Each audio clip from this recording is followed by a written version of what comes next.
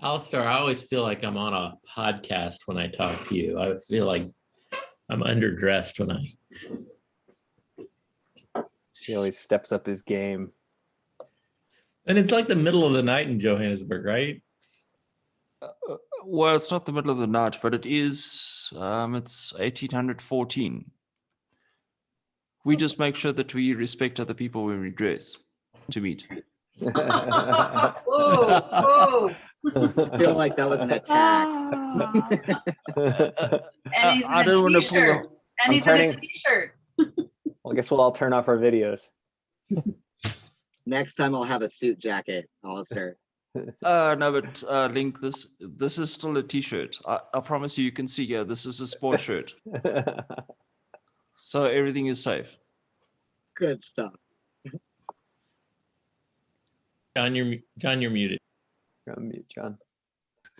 Thanks. Yeah. Hey, sorry, it's a small group today. I think just the shift in time. I think one of the things that happened last year, we've got some folks, that are down in Australia that are part of the group, and we try to make consideration of having this once a month, so they could join, but it made it hard for the European folks. But then they never showed up, so they lost, and so we're going to put it back in, this time, so because it seems to be a more robust time. So I'd like to get new people on the call to talk for a few minutes and just introduce themselves. I just had a great conversation with Fiona. Fiona, I go back a long time because I was advising a company called CrowdTap a while ago. But what she's doing has really interesting implications for the marketplace. And so take it away, Fiona. Hi, everyone. So yeah, I can just talk a little bit about where I'm working right now. So as I was explaining to John, I was freelancing as a fractional CMO for a number of years. So personally went through the challenges of freelancing, like big, small, and everything in between. And one of my clients actually started out as a client and now as a full-time concern. They hired me on as their CMO, and it was a combination of my background, so finance, freelancing, and also community. And their goal is actually to build a digital bank for freelancers specifically, but not just copy and paste of existing financial products and call it for freelancers, but actually build the credit and risk underwriting model from scratch to try and address directly the challenges that we know that freelancers have at lots of different points in their journey. So, one simple example of, one of the products that we've built is around this idea that you can't pay a fixed rate if your income is uncertain, if you don't know month to month what your income is going to be, but you're still faced with a monthly fee that is really high. That's a challenge. We can fix that. And things like higher rates. As soon as you walk in the door at any financial institution, we know that freelancers are often given really terrible rates for just the fact that they can't produce a W-2. So that's really our goal right now. A second part of our business is actually a platform introducing freelancers into a safe space where they can talk about some of those challenges. I know there's a lot of communities out there.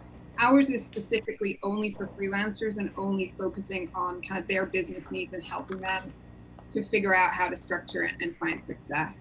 So hopefully that gives you a flavor of what we're doing. We're very stealthy right now, so there's not a lot out there, as we're just, obviously there's a lot of work on the financial products that we need to iron out and be a little careful about. Any questions? I love this. I think it's great to see kind of these signals showing that these bigger ecosystem problems are starting to be handled and taken care of. So thanks for sharing. I had a question. Fiona, when you talk about breaking those freelancers into safe spaces, can you elaborate more on that? Yeah, I guess what we've seen a lot is that there are a lot of what I call market networks. So, I'll use the classic example of like Upwork as being one of them. And I think just by a nature of their business and even in conversations with them, their commercial goal is not around the freelancer. It has to be around the client. And therefore the freelancer needs and some of the things that they require to help them thrive just aren't addressed one-to-one or in any other way. So we're trying to create a place where they can talk about issues that they might have with a client in a business sense without feeling like a client is going to be in there, listening to it. So it's a little bit more where they can be open and get feedback. And we have experts in that space that can provide them with direct help. So more real time, because that is the challenge for freelancers, as they have to fix their own problems quickly. Any other questions? Cool. Oh yeah. Hey, Alan, you got a question? Just a short observation. I found out the hard way recently that it's not just the rate that you have to pay attention to as a freelancer. As a freelancer, I don't know of any lender that will take my freelance income into account in determining my credit worthiness. And that was a real unpleasant surprise. Yeah, it's so true.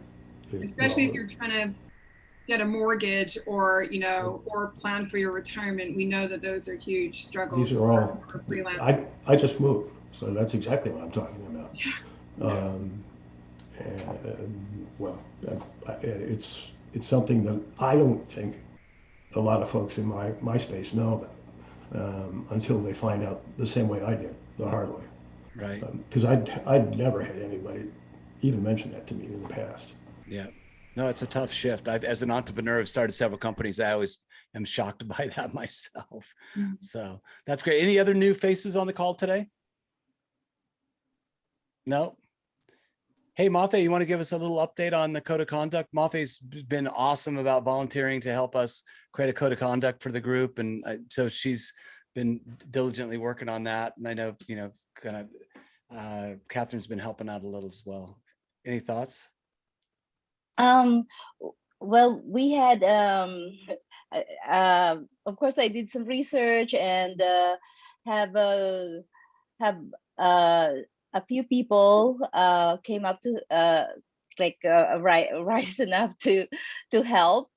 One of which is a friend from who used to work for World Bank. He used to be the accountability.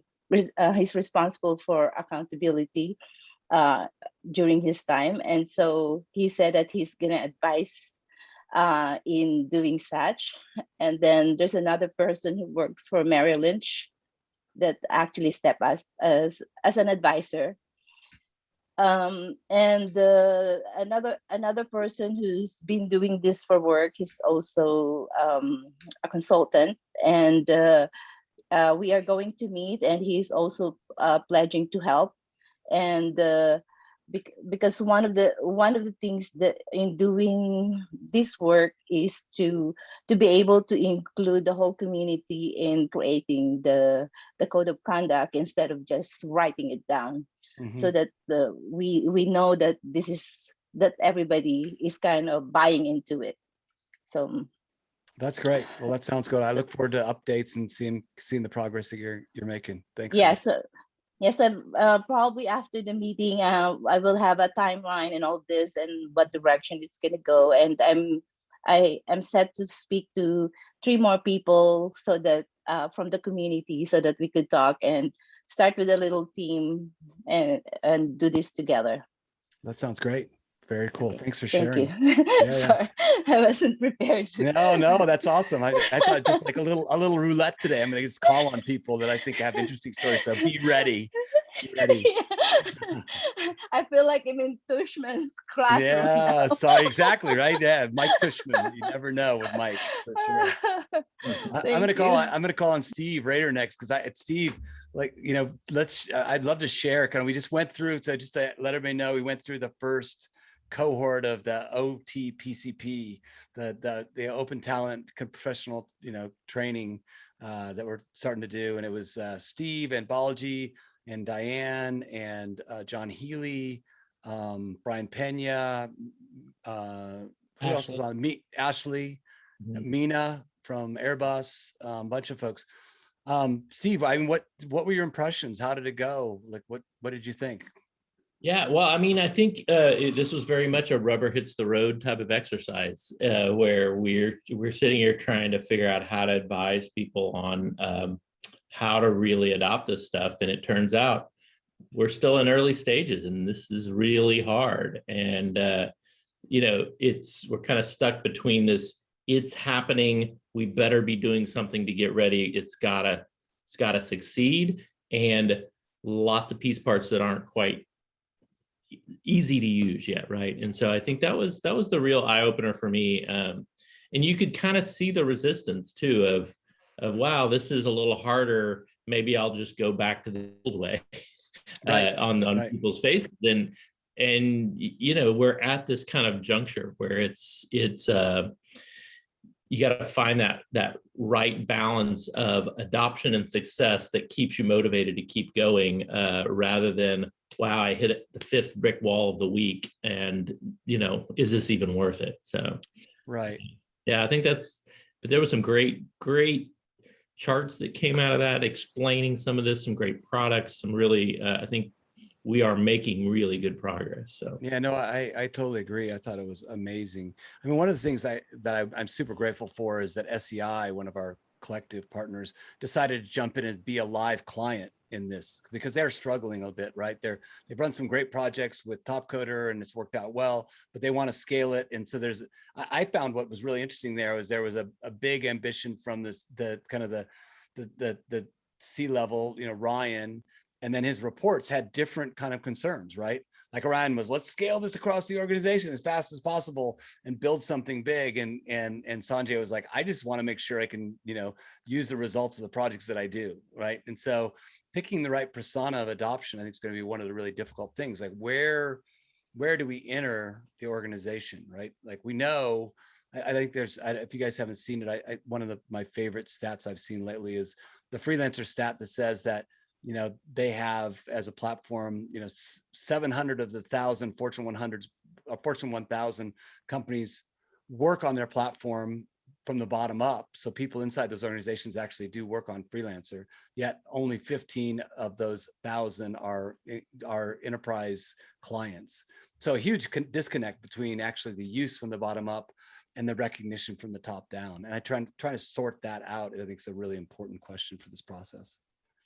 And judges, you know, Brad Norris and I just had a really good conversation about like early days of Agile, right? And how it wasn't a one size fits all either, and trying to figure out how do we pull those lessons in so that we can kind of leverage the wisdom of that transition. So yeah, I mean, Brad, I'd love to hear some of your thoughts on that. Because I think that's one of the things that is interesting, right? We really modeled this first training after Scaled Agile, but I just wonder if there's like a bunch of time beforehand that it took to get to the place. The Agile community took a while, right, to get it through Scrum Alliance and Rally to get to the point where it could actually, the marketplace could accept Scaled Agile.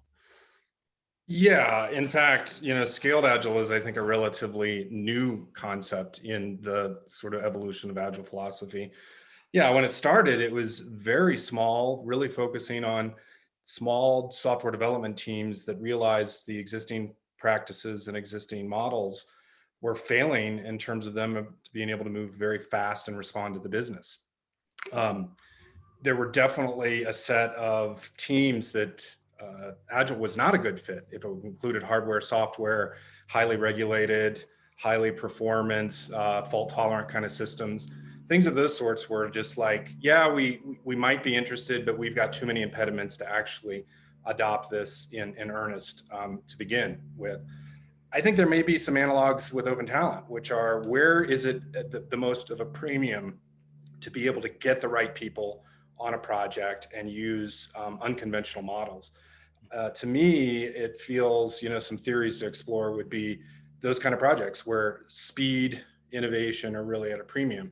If it's effectively just another staff augmentation method, then you know, it has incremental value.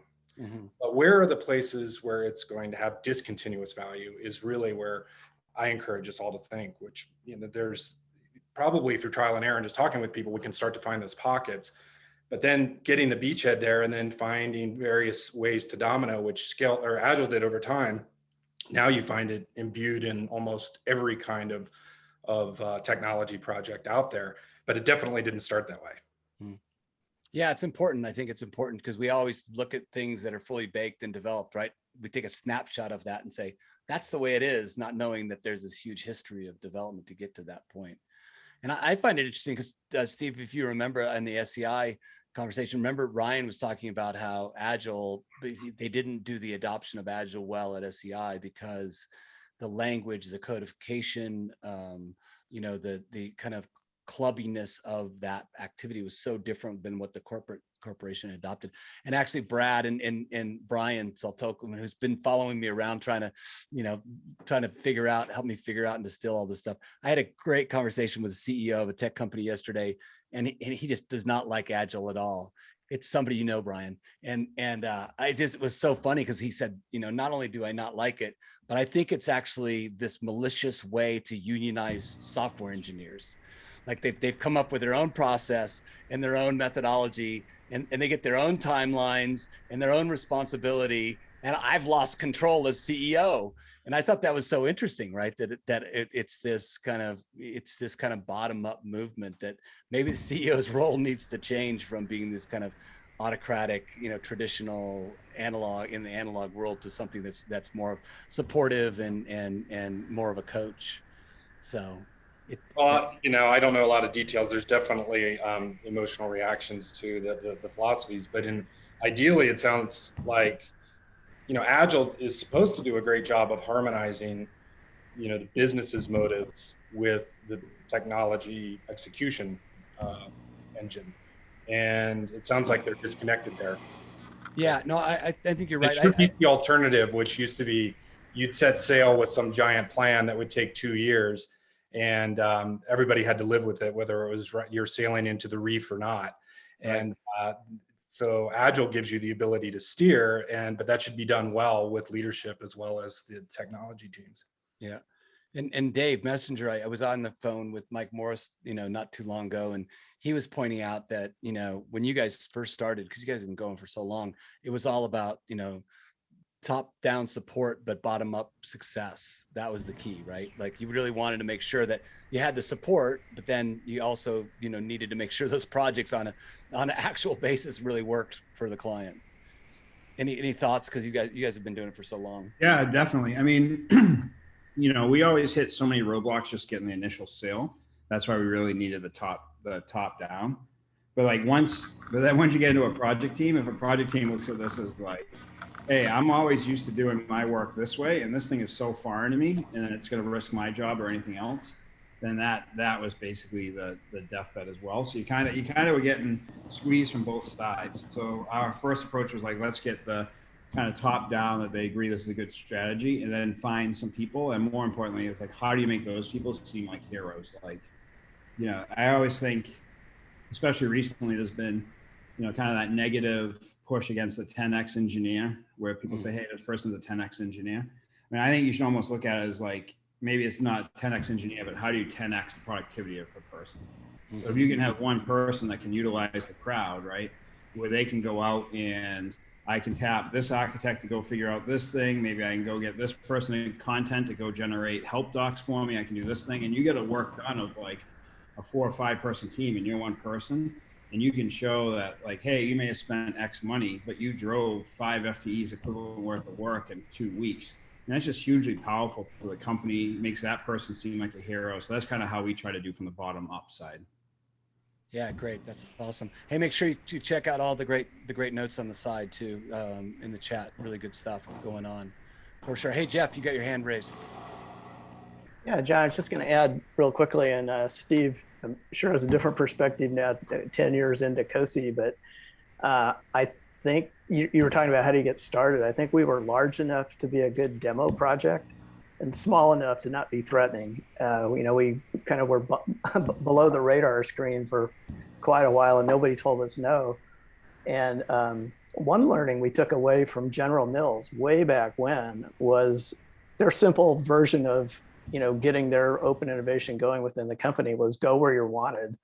And they sought out those, you know, active participants with them to get new projects started. And that's certainly what happened with us. But I don't know if Steve has a different view of getting started. No, I mean, I think we even took the fly under the radar piece even further after the kind of the rejection piece, you know, the Houston, we have a problem paper issues, and built it, just like you said, went where people were willing to take this on, built successes, And now that snowball, of course, 10 years later, but now that snowball is to a point where we're not even advertising. People are just coming to us with projects.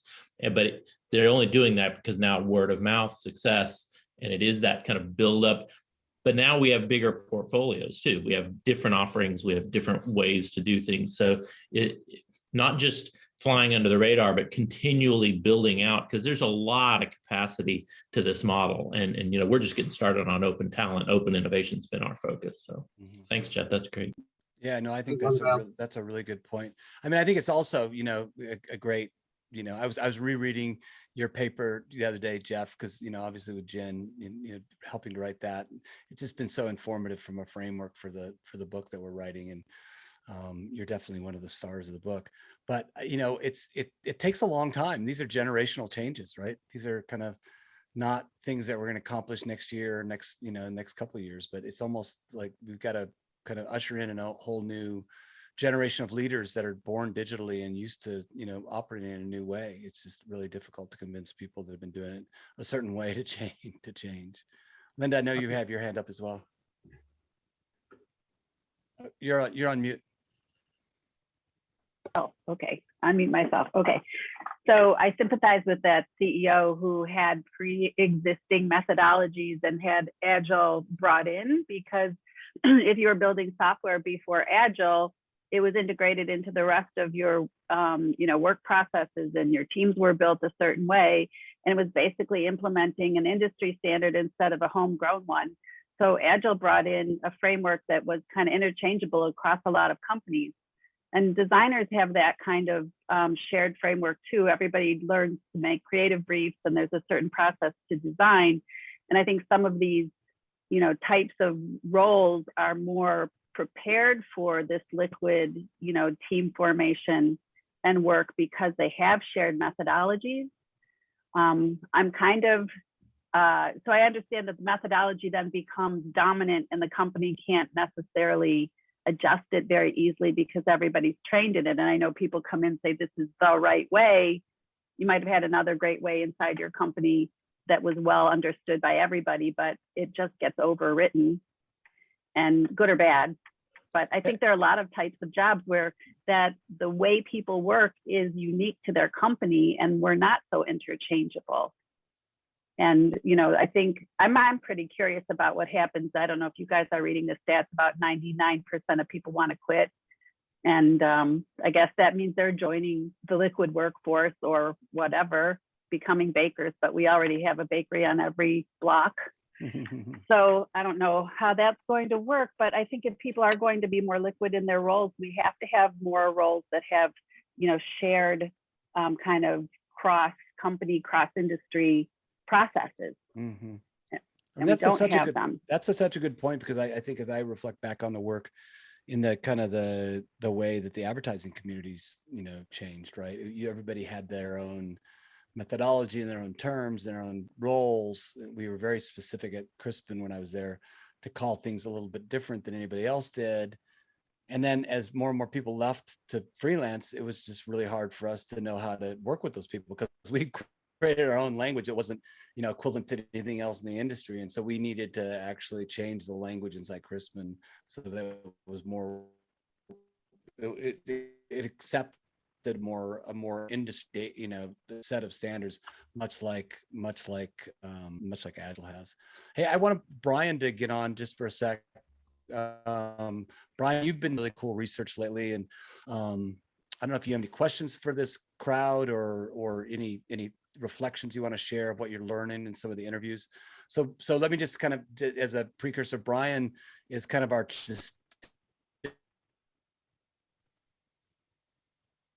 so he's kind of. Brian, you might have to intro yourself. Yeah, John, you're cutting out a bit.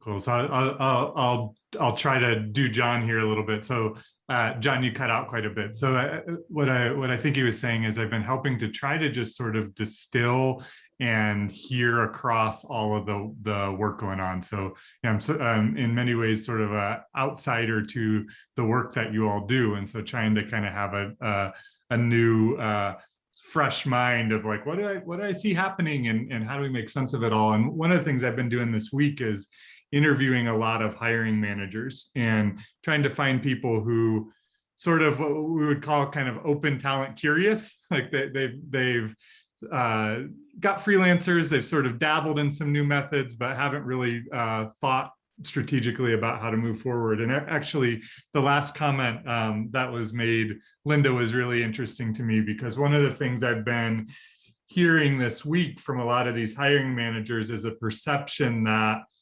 new talent models are hard to integrate into their processes. And a really common theme of, if I bring in a freelancer, I've got a lot of work to onboard and to handhold and to quality control that I don't do with an internal FTE employee. So I'd be interested in sort of furthering that thought a little bit from this group. Like, is that a false analysis, or does it speak to maybe some processes or some patterns that we're needing to sort of introduce to the broader market? I think that's right on. To John's point, real quick, even vocabulary is gigantic. Yeah. Two companies refer to the same thing with a different label, and it causes tremendous confusion. I can't tell you how many days and months of work got wasted on vocabulary misunderstandings that you didn't even know were misunderstandings. Mm-hmm.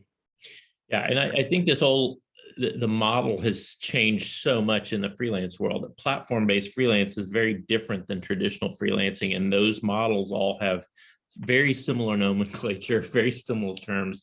John, I think during the exercise yesterday, that all that, was it yesterday or the day before, whenever we did that, was the presentations on the legal issues and the compliance issues that what are their names?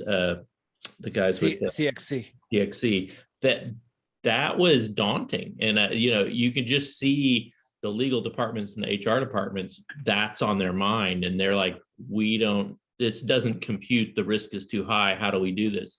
And yet there are ways, right? Yeah, that's a great point. I thought the interesting example was, US company uses a freelancer from a platform in Germany for a certain amount of time, and because that person's adding to the profit or the revenues of the company, that the company is tax liable for the work, and a lot of the platforms aren't set up to even deal with that yet. So lots of really interesting issues. Stephen, I think you might have a thought or comment. Yeah, I was just thanks, John. I was just going back to Jeff's point. I think, two Stevens.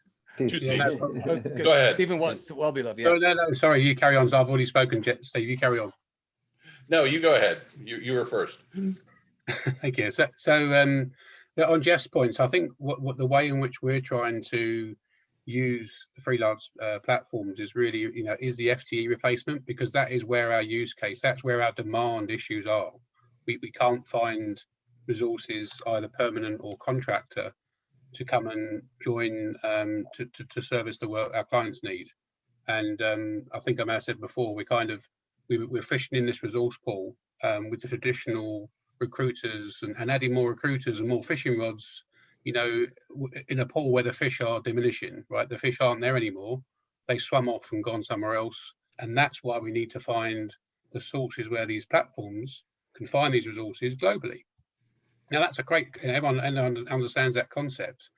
The alarming thing to me, and I obviously won't make any names, is that you have senior people in these traditional organizations who have ill-informed, outdated opinions about freelancers, as I mentioned earlier. Mm-hmm. One comment was that, you know what, freelancers want out of these platforms. They're only there because they can't find a permanent job. Mm. Now, I'm just, that's a bit alarming to you all, but this is a real story, right? And if those perceptions exist in those senior type people, you can imagine the trouble and change that we're having to prove.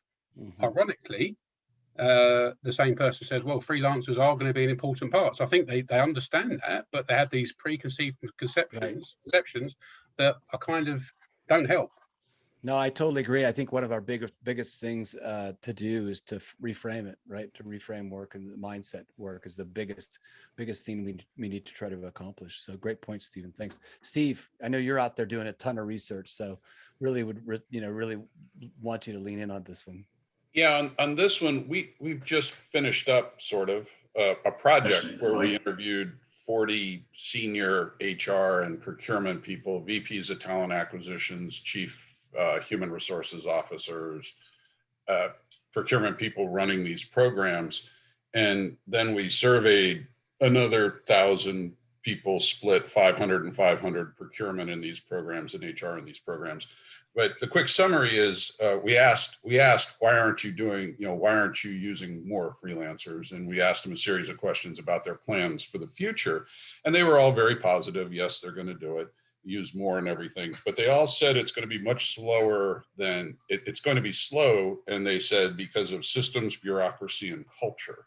And so the things that you've been talking about just came out loud and clear in this one. That the use case and the business case is stronger than their ability to overcome all of these things. And so one of the things that actually came out of it is our conclusion out of this is that the shift's going to be slower than probably we were anticipating prior to this study. And there's just too much inertia in terms of how systems work, how bureaucracies work, and how culture works. Mm-hmm.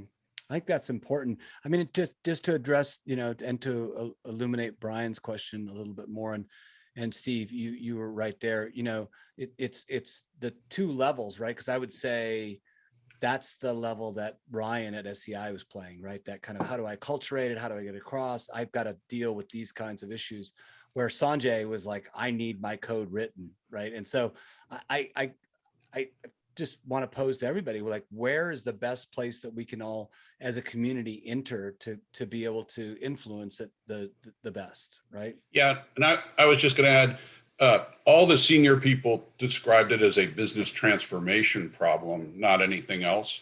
And if you've ever been involved in business transformation efforts, gosh, they're hard and take time. Mm-hmm. And so they use the words business transformation came up way too many times to make me feel good about it. I totally get it. Hey, Brad, you got some thoughts? Yeah, so to me, this feels like sort of the classic technology adoption lifecycle stuff, where a lot of the comments that we're talking about are the pragmatic buyers. These are the people that are protecting the status quo, and they don't want to introduce anything new unless you can cover all of these bases. I think that there's then the discussion of who are the early adopters, who are the ones where the business case is greater than the bureaucracy. And that might be where the bureaucracy is already either low, or it just has such incredible value that they're willing to bulldoze through all of those sorts of things to figure it out. I'm not sure where that is, but it feels like if you start with the pragmatics, that's the admonishment from Jeffrey Moore is that's where you're going to get eaten up. You're not going to get momentum to get over there. So to me, that's just sort of the textbook life cycle that you see with new waves like this. Yeah, no, I totally agree. It was interesting because I was just reviewing. Somebody sent me the board call or the investor call from Upwork. Hold on one sec. And in that they were talking about the fact that their top 10 clients, still to be in the top 10 client, is less than $1 million. And so for Upwork, which means that they've got a huge swath of really small clients and not many big ones. And if you contrast that to some of the other platforms, it's just the opposite, a few very large clients.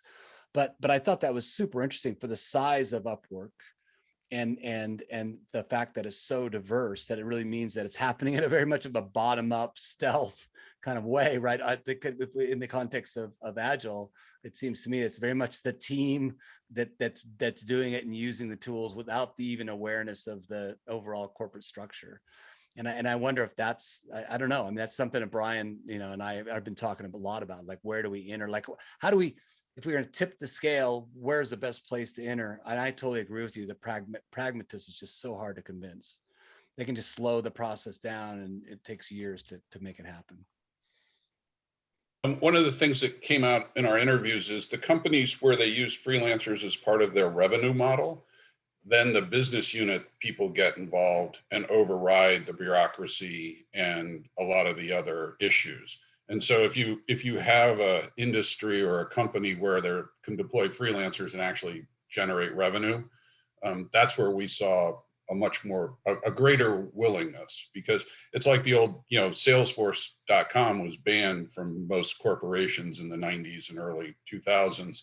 And sales managers did it anyway and said, and when the central people would come in and say, you can't do that, they'd say, yeah, right. Fire me. And, sales managers had more power than any of the corporate people. And so similar things seems to be happening here, where a lot of the professional services firms, tech companies with professional services and others where they can actually be revenue generating seem to be leading in terms of early adoption. Yeah, that's a really good point. I never thought about it in that context. Really makes me reflect on, the case study we did on Deloitte Pixel and Balaji, right? It's like, essentially it started as an innovative product or innovation project in the innovation office, became a P&L, created momentum, but created enough momentum that the C-level, I just remember, reflecting back, I remember talking to the former CEO and the chairman of US Deloitte, essentially telling Mike Tushman and I to turn off the tape recorder and said, hey, we're in the business of selling people's hours. And that's what I do. And that's how I got my status. That's how I got my job as CEO. I sold a lot of people's hours, and that's how I built my team.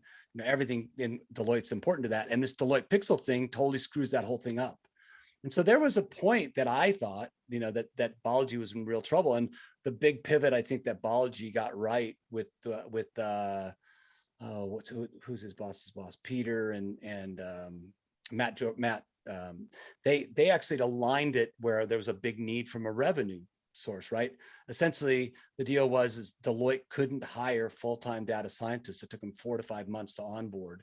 And by Balaji going out and connecting with Experfy, he was able to create a process to onboard the data scientists in 4 to 5 days, and allowed those partners and the folks that wanted the revenue to make sure they made their bonus, they could start capturing that revenue from clients immediately versus waiting for 4 to 5 months. So I think that's a really well, put point there, Steve, that, aligning freelancers with revenue, with the biggest drivers inside the company is critical for this adoption. So good. Any other thoughts here? So awesome. Yeah, Stephen. Just to come back on that, so I think I totally agree with Steve's point, and I think the people we're talking about largely, the demand is revenue generating, so we are leaving money on the table, but even that isn't at the moment the necessary spark that's going to convince some of the doubters and some of the guys who need to look at policies around laptop usage, what data they access in. Blah, blah, blah, blah, blah, right? So it just goes on and on and on. So I think even that in some cases, these aren't people just doing, just sort of demos or internal work. These are guys who would be working and bringing in revenue. And even then it's still questions. So I think I agree with your point, but even in that position, it doesn't mean to say that it's going to work. Yeah. No, I think that's really great. I do love, Steve, your story on SAP though, or I'm sorry, Salesforce. The idea that it was a bottom up thing, and people used it because it really accelerated, took friction out of their own stuff. Well, hey, I just wanted Catherine to catch us up on the playbook. Catherine, you want to chat for just a sec about what's happening with the playbook and update us?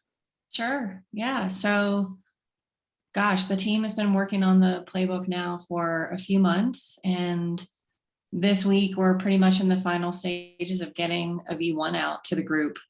Team Magenta, Mark and Ritika and Aditya have been really heads down and focused on this, and working with John and a lot of folks from this call, from the CTW, with academic input from our collective partners. Everybody's really come together to bring a lot of this content together that's going to be featured in the playbook. And I think we're looking at around 30 pages now. It's got all of the framework for the networked organization and a lot of the references that John refers to on lots of these calls, lots of links off to articles and things we want people to read as they're sort of coming to this as an enterprise user and curious about how to get going. So we're super psyched. Top Coder's got a big marketing push that they're going to be working on at the end of July to get this out Yeah, to thanks, their Adam and community. Dave. Yeah, with Clinton, we're working with Clinton, and then we're going to be working with Ashley and a few folks from this group to come together to put a pretty big marketing initiative around it from our side as well. And we'd love to get you guys involved and help us distribute the playbook out to your own networks. Yeah, that'd be great. We really appreciate the help. I think, you know, one of the ways I've looked at the playbook is that it's a stake in the sand. It's a starting point, right? And so, and I really focus with the team to say, hey, let's not let great be the enemy of good. You know, let's get something that we can iterate and expand and figure out. And so, you know, as you guys get a chance to go through it and read it, if you haven't yet, you know, just know that that's the goal, that we're really open for, you know, any kind of input and thoughts. And we definitely took a stab at trying to create something that represented a pathway to adoption, but knowing that, you know, there are probably lots of things in there that are wrong or not quite right, and look forward to kind of getting feedback from the team. Cool. So I know we have about 5 minutes. Great discussion today. Thanks for everybody for participating. Really, really awesome. Any last thoughts? Anybody who wants to add anything or any observations or interesting things they're working on? Nothing? I'm just curious. I'm wondering, you know, there's a lot of resistance to going back to work.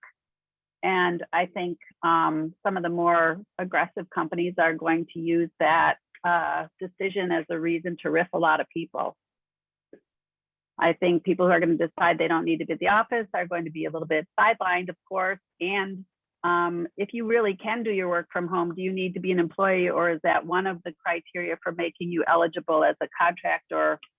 I think maybe it's one of the most important dimensions, perhaps, like what kind of work you do, whether you work on a team or not. I'm not convinced that teams are as juicy through screens, at least on a constant basis. Mm-hmm. So I think there's going to be massive layoffs, and it's going to throw a lot of different kinds of jobs into the freelance pool.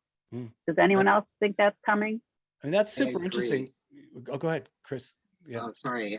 Yeah, I agree. I think that the changes in the landscape in the last year or 2 years with the pandemic and everything, yes, people realized they could work from home, but people also realized that they could supplement their income with doing freelance work. They can keep, like, I'll give myself as an example. I have a day job where I clock in remotely and I make and now the wage isn't that great. I could make more money freelancing all the time, but it gives me my health insurance. It gives me my retirement. It gives me some perks to where I can work remotely as long as they're allowing me to. And it gives me the time to buffer income by doing freelance work on the side. And I find that many of my peers that weren't necessarily full-time contracted freelancers prior to this have really been benefiting from everything going remote. And that I think that some will need the full-time employment as a freelancer if they're not as accustomed to it or don't know that a lot of the policies are good at putting away their own money and doing back office management.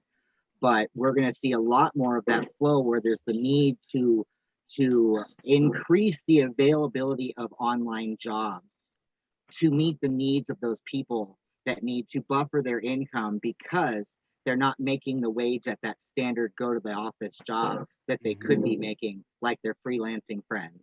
Mm-hmm. I think that's a great point. No, I think I totally agree with both you guys that it's totally in flux. I had a conversation with Paul Livko from Wellmark, and he told me that you know, he was just in the middle of hiring a software engineer, and you know, their remote policy at Wellmark is that they have to be in the office 1 day a week. So just like pre-COVID, you got to hire somebody in the 1.2 million population from Des Moines, right, to actually have that person employed. So he actually was really excited, offered that person the standard wage that he would offer pre-COVID. And she got back to him in a couple of days and said, hey, Silicon Valley tech company, you know, offered me a job fully remote, 35% higher salary. And his point was like, I used to compete in Des Moines for employees, and now, you know, my competitors are competing You know, so my market was 1.2 million people. The Silicon Valley tech companies market is 150 million people in the US. And I'm not going to be able to compete unless I'm 100% remote for the best talent, right? I won't be able to find the best talent or have them work for me if I don't have 100% remote and raise my salaries. So I thought that was a really interesting it was counterintuitive to me that would play out the way it was, you know, the way it has for them at least. Any other thoughts? The other thing, John, so I've spoken a lot Yeah. on this call today, but just That's awesome. I love it, Stephen. So much good stuff. Another commercial piece that I was talking to Barry Matthews actually earlier this week, and you know, our service providers have had on-site rates, offshore rates, nearshore rates. So what is there going to be a remote rate going forwards? So you know, it's just going to throw that whole industry. Because what does on-site mean if they're not going to be on site? What does nearshore mean? You know, what it doesn't mean anything. It's just that's gonna be massive. This remote rate. I mean, I just don't know what the answer is going to be. Well, I think it's just it's such a complex marketplace, right? Because you see still this massive unemployment at the lower level, but then at the higher level, you know, they say in 2025 it's going to be I guess 150 million tech jobs that can't be filled. And so if it can't be filled by full-time employment in traditional methodologies, then it seems to me that open talent is the only conclusion, you know, the only way forward for people, right? And if you decide you're paying somebody less or more based on that, you automatically would think, well, the person that's remote's going to be paid less. But guess what? They're going to actually save the organization more, right? Because you don't have to provide them an office. So right, maybe that's a different equation. Sorry, Linda, go ahead. No, hey, Steve. Go ahead. Go ahead. That's Linda. an artifact. No, I didn't mean to have it up, but I'm just, you know, so much of this productivity chatter right now is self-reported productivity, and I don't know how, you know, reliable that is either. People telling me they're productive, I get it. You want to stay at home. You didn't want to have a job at all. So yeah, of course you're more productive because that's consistent with that vision. But I don't know that how to measure it. Obviously, it's one of those tough things, but it's also, I think, up for grabs a little bit. Yeah, no, I totally agree. I think that's the big key, right? Is how do we measure this stuff? Like, how do we get really consistent data so we know what's really going on? And I think it's going to take a long time to do that. Hey, we're at the time. So thanks a lot for being a part of this conversation. Sorry, it was a little bit smaller today, but still, as always, really robust. Really appreciate, you know, all the comments and thoughts, and look forward to kind of going forward. As I get deeper in this book, I'm going to be calling on you guys individually to kind of help me, you know, sort through some of these things, because it's such a big subject and I'm totally lost in the woods right now. So I'm going to need your guidance for sure. So all the best. Take care. Have a good weekend. Cheers, guys. Bye, everyone. Thanks. Bye-bye.